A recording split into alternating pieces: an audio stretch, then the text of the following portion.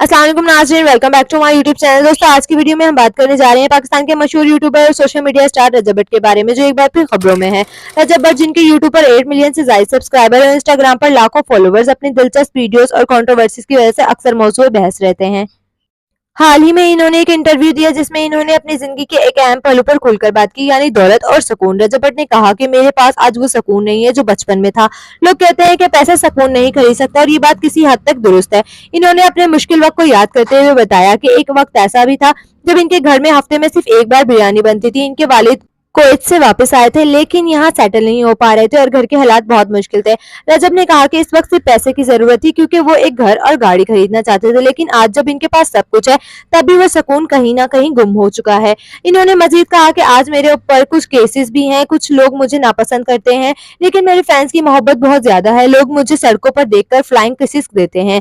आखिर में रजब भट्ट ने अल्लाह का शुक्र अदा करते हुए कहा कि जब वो अपने माजी को याद करते हैं तो अपने आज के मकाम पर बहुत शुक्रगुजार होते हैं। दोस्तों, आपका क्या ख्याल है? क्या वाकई पैसे सुकून नहीं खरीद सकता? कमेंट्स में अपनी राय का इजहार जरूर कीजिएगा। वीडियो पसंद आए तो लाइक करें, साथ ही साथ चैनल को सब्सक्राइब करना ना भूलिएगा, ताकि हमारी आने वाली हर नई अपडेट आप तक बआसानी पहुंचती रहे। मिलते हैं अगली वीडियो में, तब तक के लिए अल्लाह हाफिज।